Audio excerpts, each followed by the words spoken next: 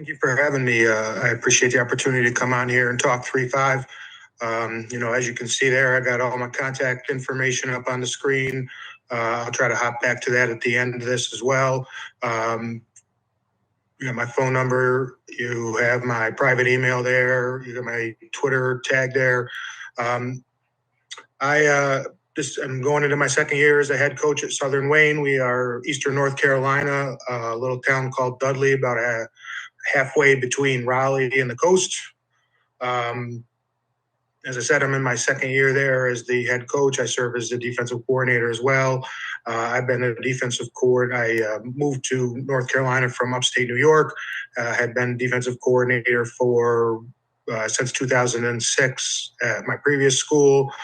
Installed the 3-5 starting in 2007, and have been using it ever since. Love the defense, as the previous coach said. Could talk about it all day. I'm going to try to keep this, to right on point here. We're talking 3-5 run fits today. But as I go through this, if you have any questions, certainly chime in. And with all that contact information, please feel free to reach out to me at any point, and I'll try to answer your questions. I love to talk this defense. So, first of all, I think it's important to start with the fact that the 3-5, whether you're playing 3-5, whether you're playing an under, an over, a bear, it doesn't matter what the defense is. You've got to know, and you've got to teach your kids how to fit into that. And so for us, the way we like to teach that, we talk about fit being, in different phases. We talk about a horizontal fit. How do we fit in horizontally with each other? And that ties into the other one, which is a vertical fit. The horizontal fit, we always talk to our kids about trying to build a wall. And where do you fit in relationship to that wall? The vertical fit ties into that in that, we, as much as we're 3-5 and we're blitz 99, we're blitzing virtually every play. As the previous coach said too, we are also, we're 3-man front 99% of snaps. And we do a lot of stuff with one word calls where we teach from our language how to, basically blitz into an under, blitz into an over, blitz into the bear front. So we do a lot of teaching around that, but we are always teaching our kids to, defensive linemen, linebackers on a blitz. We're teaching kids that we are, as that 6-man box, and, depending on formations, our 2 outside linebackers, depending on formation and situation, they fit into this as well. We are, as box players, run first players, and that goes for when we're blitzing too. So, whether we're playing defensive line or whether we're blitzing one of the inside run gaps, we want to be disciplined about replacing that offensive lineman's butt with our butt and finding that football and not creating a new gap by getting too far vertically upfield. So, we talk about that all the time with our kids, that it's not just a horizontal fit in terms of building that wall from side to side along the defensive front. We talk all the time about, don't get too deep. So that goes for when we're blitzing, as I said there. The secondary obviously has to know where they fit in, and we spend so much time trying to get through to our kids that gaps move. As soon as the play snaps and the offense starts moving, your gap moves, and you've got to fight to stay into space. You've got to figure out where your gap's moving to and fit in once the play starts as well. We break down every single opponent when we break down over the weekend. We believe we can categorize every single thing that any offense runs, doesn't matter what the scheme is. We believe we can drop it into one of 4 categories. Is it a drop back pass, quick 3-step, 5-step? Is it sprint boot? things leaving the pocket that are pass? Is it an interior run, between the tackle box, or if they play with a tight end, play with a sniffer? Um, where does it fit inside that box, or does it hit outside? Does it try to get outside of the tackle tight end area and hit between that edge and the sideline? And so we break every single opponent down and try to put every single play that they run into those four categories. And then that gives us a great idea where to spend our time teaching during the week about what offenses do, because it's surprising to me. Even now, I've been coaching this game for 20 something years now. I'm sometimes shocked to break opponents down and see that they don't have things in all four categories. So don't just teaches you to not spend your time on something you don't need to worry about because the team hasn't shown it. In terms of inside run, we categorize that as plays that move downhill. They attack the line of scrimmage in that six-man box. And our general rules on this is that, and so you can see there, PSIM, we categorize our defense as I's, which are the two inside stack backers, M, which is your Mike, O's, which are two outside backers, two N's and a nose. Go come back to the slide I was just on, but there you can see it. We categorize our defensive players like that. We tag everything. We are tagging, and that'll, for a couple of reasons. Number one, that allows us to match speed with offenses. I can hand signal. We risk coach our entire defense. We have a 5x5 box on that risk coach, so we can holler out up to 25 stunt calls that we want to run, but we also will hand signal and can hand signal, just so much stuff. And so, when we originally put this in going back to 2007, we, were one of those teams that, if we wanted to blitz the Sam and the Mike, we had some word that, had S and M in it. Feedback from our kids was not good. You could visually see that they're not playing fast. So we took some feedback from them, and we went to this system with the inside stack backers are I's, the Mike is the M, the two outside linebackers are O's, and we tag everything. We're signaling. Like for example, if we wanted to blitz into an over front, we from the offense that you're seeing there with a tight end, we are going to go slant weak, I strong. Or we might go slant weak, O strong. And we are going to send, the slant back to the two-man surface on the left of the screen, and we're going to blitz the I or the O, and, we're blitzing into, an under or an over front. So that's how we call our defense. And so when we their general rules are if you're the play side I, you're attacking run through your first open window and hitting fitting in based on the leverage of that ball carrier. So our eyes, they read guard to near back, with the multitude of offenses that are now split back, and the back comes from the backside. That's a scouting thing for us. We often are reading the backside running back as an eye. So the M's read the triangle. They're reading through both guards. If you get flow away from you on an inside run as an eye, your first responsibility is the cutback, which is backside A gap, and then to the football. All of our outside linebackers spend, everyday drill, constantly working on, gladiator run fits. They're striking with that shield on their inner arm. They're squeezing all plays and expanding slowly as they have to. And again, they're not getting too far upfield. They're fitting in on that wall on the edge and looking to, string plays out and turn any inside run play essentially into sweep. Um, all backside O's are shuffling and replacing that backside I who went to the cutback lane and then to the pursuit of the football. And as they're doing that, they're reading for counter, cutback, reverse, all that kind of stuff. All our linebackers, we drill them constantly and are constantly saying step to your stack, step to your stack, step to your stack. They're always taking 2 pop steps coming forward directly at the stack guy in front of them. And when we're getting outside run, which we categorize as fast flow,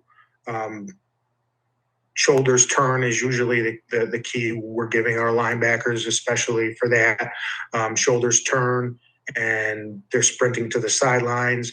That outside linebacker to the play has to squeeze, set the edge, and then widen begrudgingly, slowly.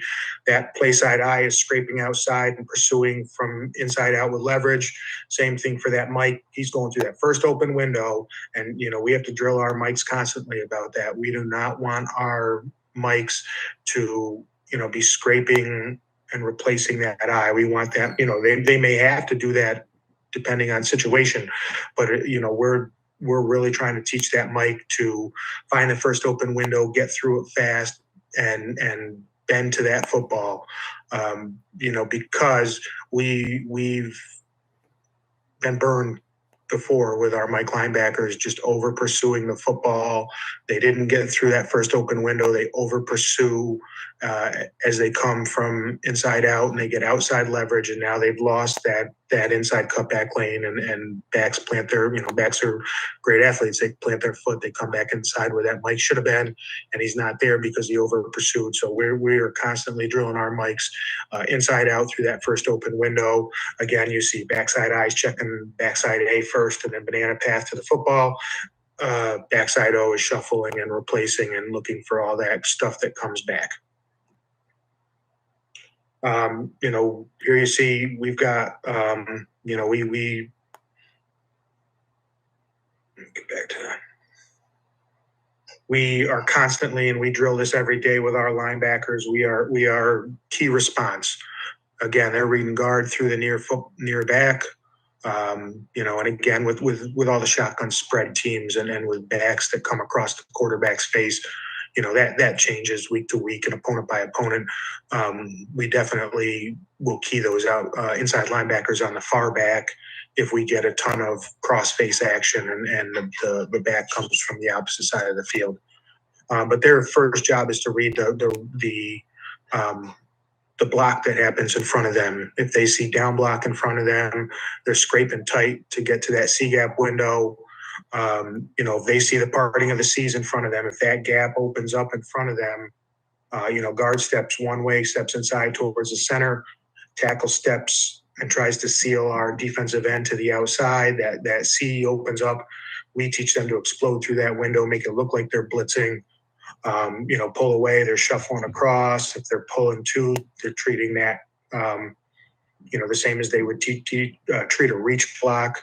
On scoops, we're getting to A and looking into cutback lane.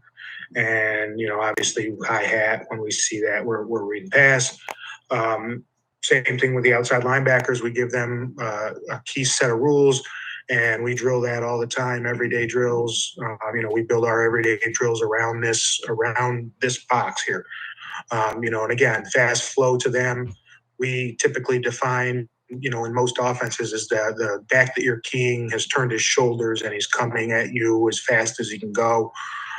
When that's coming to us, we're trying to squeeze the first thing we find. Could be a lead block, like when we get jet sweep. A lot of times the back is flying out of the backfield, trying to come to our outside linebackers, or trying to come to our corner, depending on formation and things like that. We want to squeeze that lead block. We want to squeeze any kick block that they attempt to bring to us. And we are going to expand, but we're going to expand slowly. We don't want to give that ground up if we don't have to, and we are the contained player. And if that goes, if we see that fast flow away from us, we are shuffling, replacing that eye, looking for boot, looking for counter, looking for reverse, and then we're pursuit to the football. We should be, if that's me playing outside linebacker, fast flow away, I should be the second to last football player to the ball. The only only player that should be on a deeper path in terms of pursuit in that situation would be the backside cornerback. When those outside linebackers get an inside flow to them, they're fitting in on that outside edge of the wall, and they're protecting against bounce. Everybody that's inside of them is trying to turn that inside flow running play into a sweep. So they're expecting the bounce. We talk worst case scenario with our kids all the time. And so that's their worst case scenario, that back, everybody gets squeezed in and that back bounces, and we've got to be the guy there playing the bounce, and we want to attack the football. When we do that, and the inside flow away, we're again shuffling back to kind of replacing where that inside linebacker on our side of the field started out, and we're looking for boot, counter, reverse, and into the pursuit path. When we get fast flow to us with a crack call from our corner, we load our kids up and we want them to be like a missile attacking that. We get a ton of crack blocks playing the structure of defense we do in this 3-5. Everybody wants to attack the outside shoulders of our outside linebackers with their receivers. And so we have to spend a lot of time drilling our kids on how to play crack, and then you can see their rule there for if they get past. The Mike's reading the triangle of the two guards to the near back. He's reading and stepping to the ball's path. He's got to be great at reading which guard is attacking him and attack that guard. Attacking the line of scrimmage, getting to that first vacated window. Don't hang back. We want you downhill. We want you into the first window. We want you trusting the inside linebacker and the outside linebacker to the side that flow is going to, and trusting that they're doing their part, setting that edge, getting fitted into the wall of the defense, and that you are a 100% inside-outside player. You've got to drill your defensive line in the same kind of thing, the same kind of reactions to blocks in this defense to get them to fit in correctly. When that defensive end is getting a down block, and, we base with our defensive ends as C-gap players.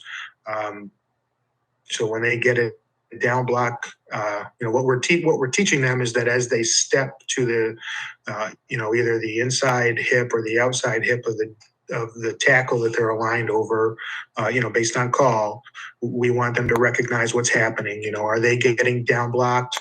Were they responsible for the outside half of the tackle, and now that tackle down blocked and disappeared inside?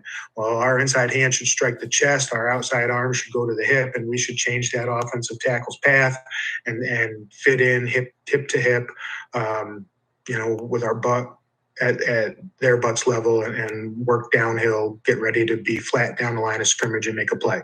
If we get down with a pull coming across, we want to wrong arm that, spill it, trap the trapper. If we get, we're responsible for the outside half. We've got a tight end on the outside or a sniffer or something like that outside. We get doubled down, the tackle we're lined up over disappears down, and we feel pressure coming from the outside trying to down block us. That's almost like a double team to us. We're sinking our base. We're fighting back, trying to stay square.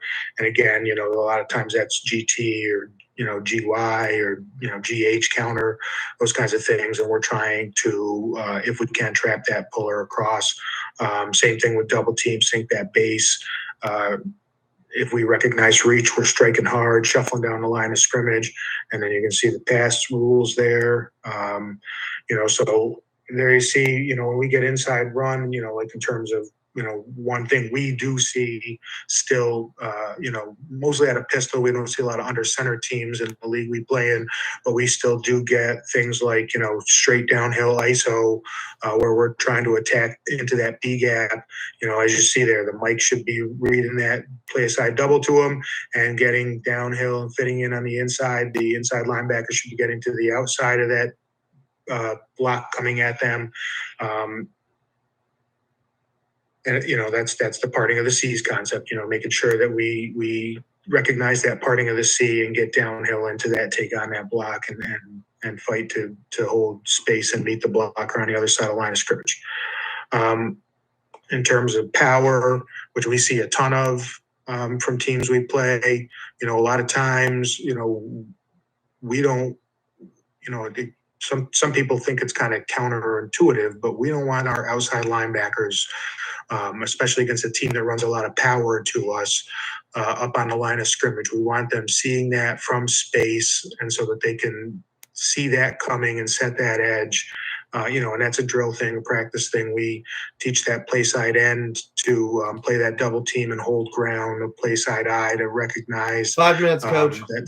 Yep, thanks. Down concept, scrape and get restacked and get to the line of scrimmage, fit in there. The Mike attacks the guard and plays inside out. And we try to do a lot of stuff with the free safety. We play a lot of games with the free safety so that we can get the free safety involved and into the alley and run down those kinds of plays, from an unblocked defender coming from the free safety. When we're talking stretch and toss and things going to the outside, again, the end's got to feel that reach block and fight to continue down the line of scrimmage if he didn't get to the outside edge of that.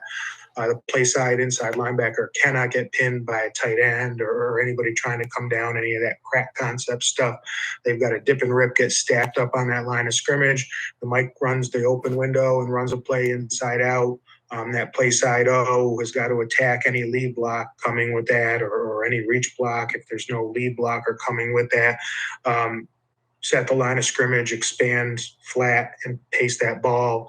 And again, we work all the time with those kinds of concepts on who's coming to crack us from outside, trying to set the offense an edge and get outside of us by using that crack concept. We do see some option. A lot of the option we see these days is all RPO based. We do see one team that still, gets in a shotgun and runs, split backs and is coming, opens up one direction, comes downhill with one back, and the other back is getting behind, that exchange, that potential exchange, and then getting into option formation and an option relationship going to that side of the play. So we definitely, are teaching option rules with our kids. In general, our outside linebackers are pitch and contain. We play a ton of zone. We do play some cover one. We do play some cover zero. We play a little bit of cover two, not very much, but we play a lot of zone. And it's always been my belief that you've got to play those option teams by playing by sitting in zone. You take in a 3-5, you take those outside linebackers away from being able to play the pitch if you're playing man to man with them on the outside. And so we are very aware of who we see on our schedule that runs option, because we want to be able to play zone. So there you can see that concept that I was talking about, the downhill with the back that the quarterback opens to, with the other back getting behind. That fullback's path is important. Whoever the B gap players got to take that inside downhill run game away, and whoever the C gap players are have got to get to the quarterback, and then the outside linebackers and the free safety are running to the pitch man.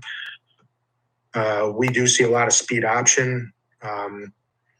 I don't know why, because I feel like speed option is almost one of the easier things for us to stop out of the structure that we play in a 3-5. But again, outside linebackers have to know that when we get that kind of offensive play calling coming to us, that often comes with a crack or with something from the outside coming and trying to block down on that first inside defender, which in our case at the second level is those outside linebackers. So we've got to dip and rip, get through that, and get back to the line of scrimmage and find that pitch man. And we talk a lot and drill a lot about making sure that whoever's responsible for the pitch man, you go hit the pitch man every time. Let the referee tell you to stop hitting the pitch man, and you just tell him, I don't know, they didn't have the ball. Make that official stop you from hitting him, and the same thing on the quarterback there. We see a ton of this, the zone option out of the spread. We have, we've moved to more of, the 5-man secondary look because of how much true spread looks we get. So a lot of times, and it depends on personnel. We're huge on trying to evaluate what our personnel on and know what they can do and what they can't do, and putting them in situations that they can play in. The last, not so much this past year, but definitely the year before, we had an outside linebacker. We didn't want anything to do with him having to play coverage out in space, deep in the field. And so we, spent a year with the two outside linebackers really flip-flopping, reading formations when offenses came to the line of scrimmage or broke out of huddles. And he might not be 2x7 with a second receiver removed to his side. He might be up more 5 yards. But we definitely have stepped our outside linebackers back against those 2x2 and, obviously trips looks as well. And we're, when we get these zone option teams, and we get this a lot, it's probably the number one thing we see. We are definitely cross-reading that, reading opposite back. We put the mic on the most dangerous guy. Is it your quarterback that's going to kill us, or is it your running back that's the better player? And we're going to put the mic on that guy all day.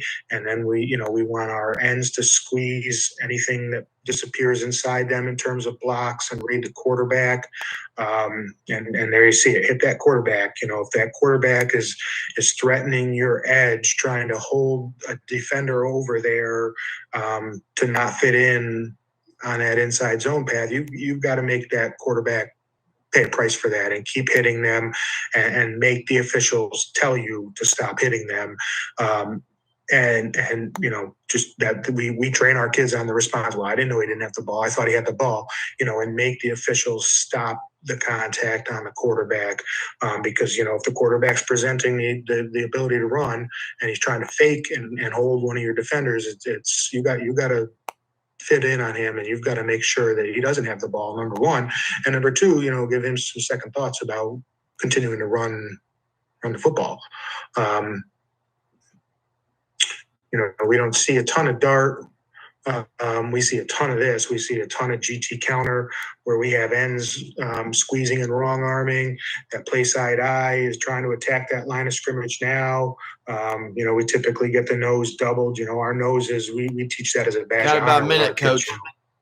All right, that nose better get doubled, or we're going to be looking for a different guy. In terms of our structure, we're trying to put our three best football players: nose, Mike, free safety.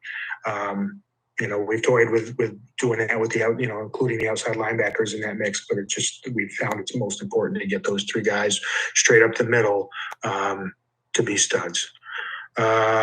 And then, the one thing I didn't get, I'll just leave you with this, is like the importance of those outside linebackers and all these spread formations, giving I'm out calls to the box inside them, so that when you get an I'm out call, it doesn't matter what I called anymore from the line of scrimmage. We want our inside linebackers to be able to play outside, so that they're potentially covering guys. They're responsible for C gap in the run, but they might have to play out, out into the flats and out into the field to play against the pass. So, when we get removed by a second, by formation as an outside linebacker, we're making I'm out calls. And now it doesn't matter what I called. The end plays inside the B gap, and the inside linebacker is playing C gap. And so he doesn't have to be able to play outside in the pass and also be responsible for B gap in the run. So I think I got right up to the last slide there. So I appreciate the opportunity to come here. I don't know if anybody's got any questions. I certainly would love to talk ball any point with anybody who has any questions about this. And just one more time right there, you got all my contact information, phone number, private email, my Twitter handle. Thanks for the opportunity to come talk some 3-5. Coach, perfect. Coaches, his Twitter, X, whatever you want to call it, is in the YouTube chat. So all that's good there. I'll ask you one quick question. I know we're a little over scheduled, but I mean, Coach Simmons has as long as he needs. My main question is, do your coverages affect your run fits at all? just, I mean, I don't know how some kid or complicated you get with your coverages. That's a whole different probably clinic in itself. But does it Yeah, affect your it fits is at all? really. Our coverages do dictate some to the run fits. Um, I mean, all coverages definitely dictate to run fits. We play a ton of cover three. We are a pattern read. Uh, Pattern read. The majority of our coverage time is spent running pattern read out of cover three, and so we really try to slow those outside linebackers down and make them realize that, from a 2-by-7 alignment, if you've got a second receiver out to your side of the field and you've been removed from that box, if you are being disciplined and sitting back at 2-by-7, you've got a little bit of time to read and react to what happens in front of you, and so that you've got that moment to read your key and see what's happening in front of you, and then try to figure out as fast as possible, run pass, and then where I fit in. But we also spend a ton of time with our inside linebackers. Like, you got an I'm out call and you're now the C gap player. You have now taken over a lot of that force contain role. Your outside linebacker may be coming, but he's coming slower. You still have a corner on your side since we play zone, but he's coming even slower than that. So definitely our coverages certainly affect our run fits. Okay. Well, perfect, Coach. Thank you again, coaches.